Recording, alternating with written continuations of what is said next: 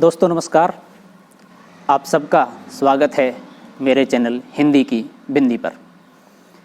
आइए आज कुछ नई चीज़ सीखते हैं हिंदी भाषा, हिंदी साहित्य, हिंदी व्याकरण में।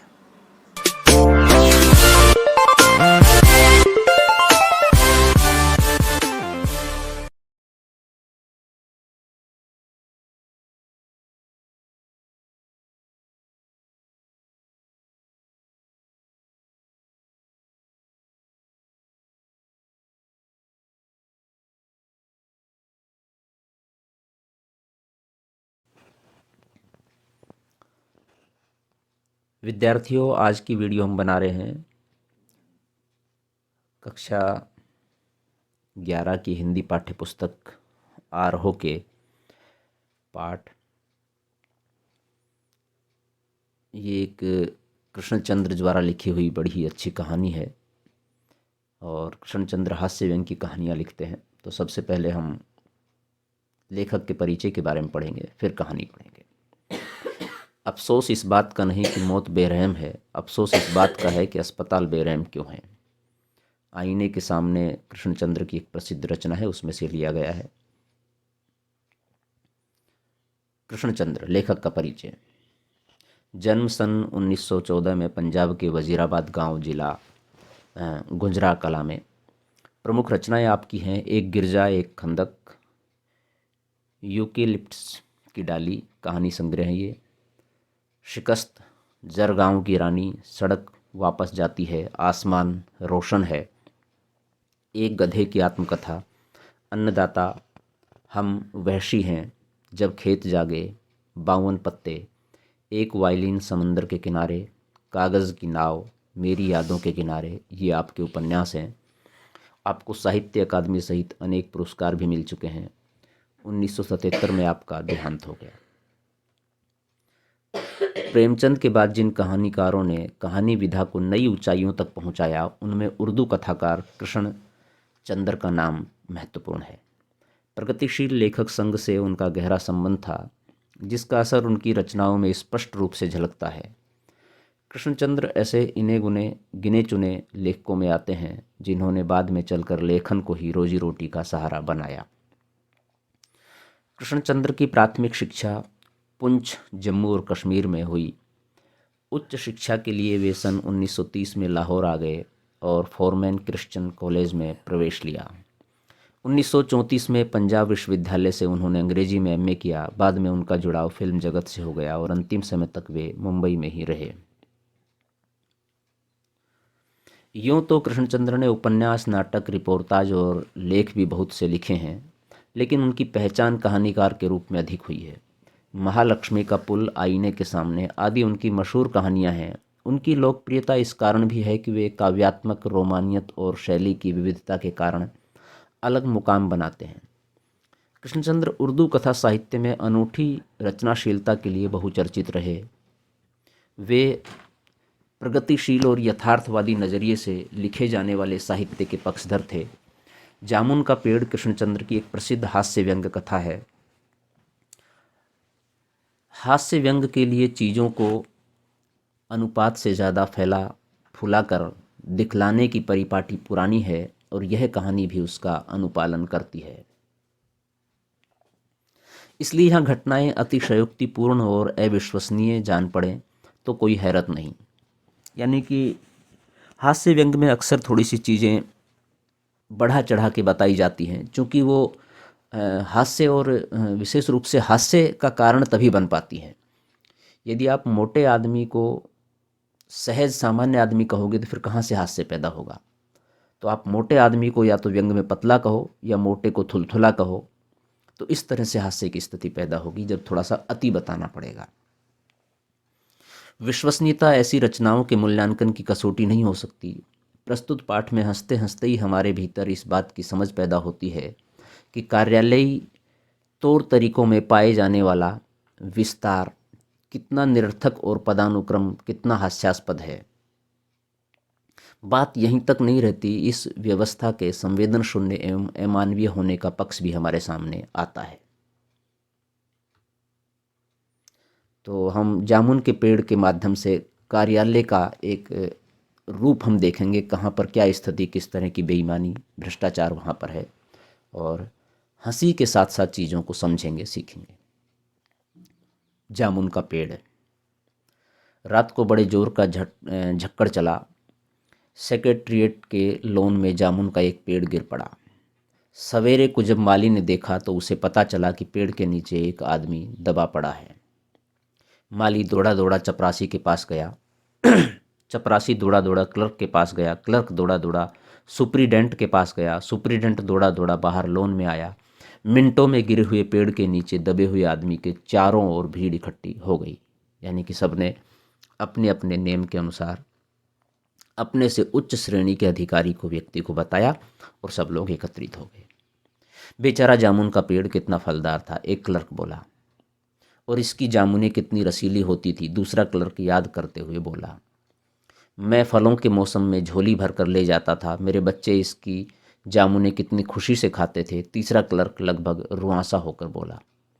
मगर ये आदमी, माली ने दबे हुए आदमी की तरफ इशारा किया। यानी कि अभी तक लोग जामुन के पेड़ की बात कर रहे हैं, आदमी की कोई चिंता नहीं है। ये स्थितियां हैं। हाँ, ये आदमी, सुप्रीडेंट सोच में पड़ गया। पता नहीं जिंदा है कि मर गया। एक चपरासी ने पूछा। मर गया होगा, इतना भारी पेड़ जिसकी पीठ पर गिरे वह बच कैसे सकता है? दूसरा चपरासी बोला। नहीं, मैं जिंदा हूँ, दबे हुए आदमी ने बड़ी कठिनता से कराहते हुए कहा। जिंदा है? एक क्लर्क ने ताज्जुब से कहा। पेड़ को हटाकर इसे जल्दी से निकाल लेना चाहिए, माली ने सुझाव दिया। मुश्किल मालूम होता है? एक सुस्त, कमजोर और मोटा चपरासी बोला। पेड़ का तना बहुत भारी और वजनी है। क्या मुश्किल है? माली बोला। अगर सुप्रीडेंट साहब हुक्म दे तो अभी 15-20 माली, चपरासी और क्लर्क लगाकर पेड़ के नीचे से दबे हुए आदमी को निकाला जा सकता है। यानी कि सब मिलकर काम करें तो हो सकता है। माली ठीक कहता है। बहुत से क्लर्क एक साथ बोल पड़े। लगाओ जोर, हम तैयार हैं। एक साथ बहुत से लोग पेड़ को उठाने को तैयार हो गए। ठहरो, सुप्रीडेंट बोला। मैं अंडर सेक्रेटरी से पूछ लूँ, यानी कि उनसे पूछ लूँ पेड़ हटाना है, नहीं हटाना है, क्या करना है।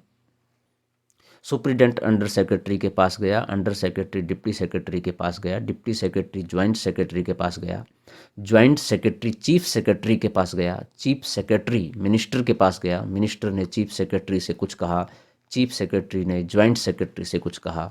ज्वाइंट सेक्रेटरी ने डिप्टी सेक्रेटरी से कहा। डिप्टी सेक्रेटरी ने अंडर सेक्रेटरी से कहा। फाइल चलती रही। इसी में आधा दिन बीत गया। कितना बड़ा यथार्थ है और कितना बड़ा व्यंग है।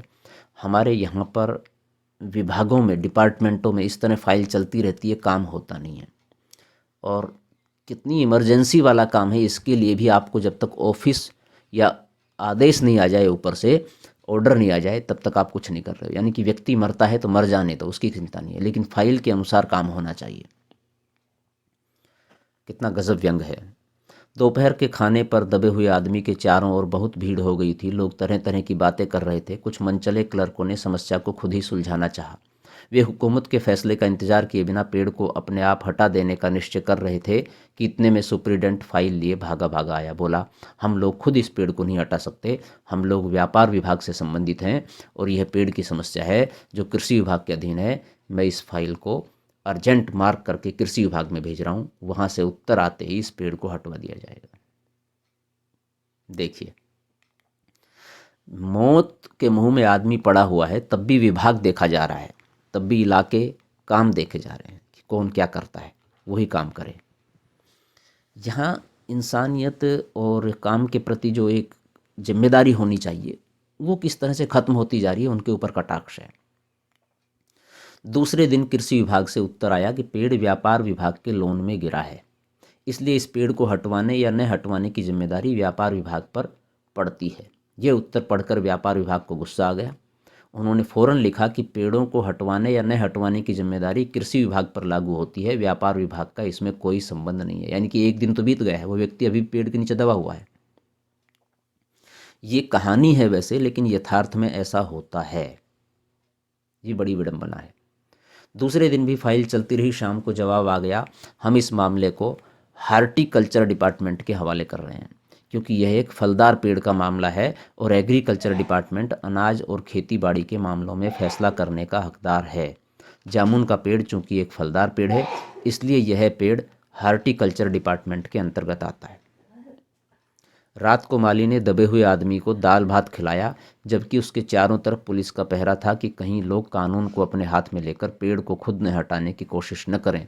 मगर एक पुलिस कांस्टेबल को दया आ गई और उसने माली को दबे हुए आदमी को खाना खिलाने की इजाज़त दे दी, वरना इजाज़त मिल नहीं रही थी। माली ने दबे हुए आदमी से कहा, तुम्हारी फाइल चल रही है, उम्मीद है कल तक फैसला हो जाएगा, यानी कि चिंता मत करो, तुम बच जाओगे। दबा हुआ आदमी कुछ नहीं बोला। माली ने पेड़ के तने को ध्यान से देखकर कहा, अच्छा हुआ कि तना तुम्हारे कूल्हे पर गिरा, अगर कमर पर गिरता तो रीढ़ की हड्डी टूट जाती। दबा हुआ आदमी फिर भी कुछ नहीं बोला। माली ने फिर कहा, तुम्हारा यहाँ कोई वारिस है तो मुझे उसका अता पता बताओ, मैं उसे खबर देने की कोशिश करूँगा। मैं लावारिस हूँ, दबे हुए आदमी ने बड़ी मुश्किल से कहा। माली खेद प्रकट करता हुआ वहाँ से हट गया। तीसरे दिन हॉर्टिकल्चर डिपार्टमेंट से जवाब आ गया। बड़ा कड़ा जवाब था और व्यंग्यपूर्ण। हॉर्टिकल्चर डिपार्टमेंट का सेक्रेटरी साहित्य प्रेमी आदमी जान पड़ता था। उसने लिखा था, आश्चर्य है इस समय जब हम पेड़ लगाओ स्कीम ऊंचे स्तर पर चला रहे हैं, हमारे देश में ऐसे सरकारी अफसर मौजूद हैं जो पेड़ों को काटने का सुझाव देते हैं, और वह भी एक फलदार पेड़ को, और वह भी जामुन के पेड़ को, जिसके फल जनता बड़े चाव से खाती है। हमारा विभाग किसी हालत में इस फलदार वृक्ष को काटने की इजाज़त नहीं दे सकता। अब क्या किया जाए? इस पर एक मनचले ने कहा, अगर पेड़ काटा नहीं जा सकता तो इस आदमी ही को काट कर निकाल लिया जाए। वाह, कितना बड़ा कटाक्ष है। निश्चित रूप से स्थिति यही हो रही है कि आदमी कट कट के मर रहा है, तिल तिल के मर रहा है, उसकी चिंता किसी को नहीं है। ये देखिए, उस आदमी ने इशारे से बताया, अगर इस आदमी को ठीक बीच में से यानी धड़ से काटा जाए तो आधा आदमी इधर से निकल आएगा, आधा आदमी उधर से बाहर आ जाएगा, और पेड़ का वहीं का वहीं रहेगा। पेड़ ज़्यादा महत्वपूर्ण है, उसे बचाना बहुत जरूरी है आदमी के बजाय, और आदमी को काट दो। क्या व्यंग है। मगर इस तरह तो मैं मर जाऊंगा, दबे हुए आदमी ने आपत्ति प्रकट करते हुए कहा। यह भी ठीक कहता है, एक क्लर्क बोला। यानी कि ये उनको सूझ ही नहीं रहा है कि आदमी को काट दिया जाएगा तो मर जाएगा। ये चिंता भी स्वयं वो आदमी ही कर रहा है। आदमी को काटने वाली युक्ति प्रस्तुत करने वाले ने भरपूर विरोध किया। आप जानते नहीं हैं आजकल प्लास्टिक सर्जरी कितनी उन्नति कर चुकी है। मैं तो समझता हूँ अगर इस आदमी को बीच में से काट कर निकाल लिया जाए तो प्लास्टिक सर्जरी से धड़ के स्थान से इस आदमी को फिर से जोड़ा जा सकता है। इस बार फाइल को मेडिकल डिपार्टमेंट में भेज दिया गया। मेडिकल डिपार्टमेंट ने फ़ौरन एक्शन लिया और जिस दिन फाइल उनके विभाग में पहुंची उसके दूसरे ही दिन उन्होंने अपने विभाग का सबसे योग्य प्लास्टिक सर्जन छानबीन के लिए भेज दिया। सर्जन ने दबे हुए आदमी को अच्छी तरह टटोलकर उसका स्वास्थ्य देखकर खून का दबाव देखा, नाड़ी की गति को परखा, दिल और फेफड़ों की जांच करके रिपोर्ट भेज दी कि इस आदमी का प्लास्टिक ऑपरेशन तो हो सकता है और ऑपरेशन सफल भी होगा, मगर आदमी मर जाएगा। वाह, मेडिकल डिपार्टमेंट से व्यक्ति भी आ गया है, ऑपरेशन भी करने की योजना बना ली है। आदमी मर जाएगा, बाकी ऑपरेशन हो जाएगा, प्लास्टिक सर्जरी भी हो जाएगी। जब आदमी मर जाएगा तो फिर क्या काम का सारी चीज़ें। लेकिन नहीं, ऐसी बेवकूफ़ाना हरकतें होती हैं, प्रैक्टिकल में होती हैं, यथार्थ में होती हैं। इसलिए फैसला भी रद्द कर दिया गया। रात को माली ने दबे हुए आदमी के मुंह में खिचड़ी डालते हुए उसे बताया कि अब मामला ऊपर चला गया है। सुना है कि कल सेक्रेटरीट के सारे सेक्रेटरियों की मीटिंग होगी जिसमें तुम्हारा केस रखा जाएगा। उम्मीद है सब काम ठीक हो जाएगा। दबा हुआ आदमी एक आह भरकर धीरे से बोला, ये तो माना कि तगाफुल न करोगे, लेकिन खाक हो जाएंगे हम तुमको खबर होने तक। यानी कि इसका मतलब ये है कि तुम हमारे लिए काम तो करोगे, हमारी चिंता तो करोगे, लेकिन जब तक हमें बचाने के लिए आओगे, हमारी खबर लोगे, तब तक तो हम समाप्त हो जाएंगे। तो ऐसी जल्दबाजी, ऐसी काम करने की पद्धति का क्या फ़ायदा। माली ने अचंभे से मुंह में उंगली दबा ली और चकित भाव से बोला, क्या तुम शायर हो? दबे हुए आदमी ने धीरे से सिर हिला दिया। हाँ, मिर्ज़ा गालिब का ये शेर है। दूसरे दिन माली ने चपरासी को बताया। चपरासी ने क्लर्क को, क्लर्क ने हेड क्लर्क को। थोड़ी ही देर में सेक्रेटरीट में यह अफवाह फैल गई कि दबा हुआ आदमी शायर है। बस फिर क्या था, लोगों का झुंड शायर को देखने के लिए उमड़ पड़ा। इसकी चर्चा शहर में फैल गई और शाम तक गली गली से शायर जमा होने शुरू हो गए। सेक्रेटरीट का लॉन भांति भांति के कवियों से भर गया और दबे हुए आदमी के चारों ओर कवि सम्मेलन का सा वातावरण उत्पन्न हो गया। सेक्रेटरीट के कई क्लर्क और अंडर सेक्रेटरीट तक जिन्हें साहित्य और कविता से लगाव था रुक गए। कुछ शायर दबे हुए आदमी को अपनी कविताएं और दोहे सुनाने लगे। कई क्लर्क उसको अपनी कविता पर आलोचना करने को मजबूर करने लगे। आदमी दबा हुआ है, वो शायरी करता है, इस बात का पता चलते हुए पहले उससे शायरी सुन रहे हैं या सुना रहे हैं, अपनी कविताओं पर उसकी टिप्पणी, उसके कमेंट्स ले रहे हैं उसको बचाने के बजाय। ये यथार्थ है बिल्कुल। यानी कि परिस्थिति में व्यक्ति कौन सी समस्या का सामना कर रहा है, उसका समाधान न करके व्यक्ति अपनी समस्या का उसको सामने रख रहा है। जब यह पता चला कि दबा हुआ आदमी एक कवि है तो सेक्रेटरीट की सब कमेटी ने फैसला किया कि चूंकि दबा हुआ आदमी एक कवि है, इसलिए इस फाइल का संबंध एग्रीकल्चर डिपार्टमेंट से है, न हॉर्टिकल्चर डिपार्टमेंट से, बल्कि सिर्फ कल्चरल डिपार्टमेंट से है। कल्चर डिपार्टमेंट से अनुरोध किया गया कि जल्द से जल्द मामले का फैसला करके अभागे कवि को इस फलदार पेड़ से छुटकारा दिलाया जाए। फाइल कल्चर डिपार्टमेंट के अनेक विभागों से गुजरती हुई साहित्य अकादमी के सेक्रेटरी के पास पहुंची। बेचारा सेक्रेटरी उसी समय अपनी गाड़ी में सवार होकर सेक्रेटरीट पहुंचा और दबे हुए आदमी से इंटरव्यू लेने लगा। तुम कवि हो? उसने पूछा। जी हाँ, दबे हुए आदमी ने जवाब दिया। किस उपनाम से शोभित हो? ओस। ओस? सेक्रेटरी जोर से चीखा।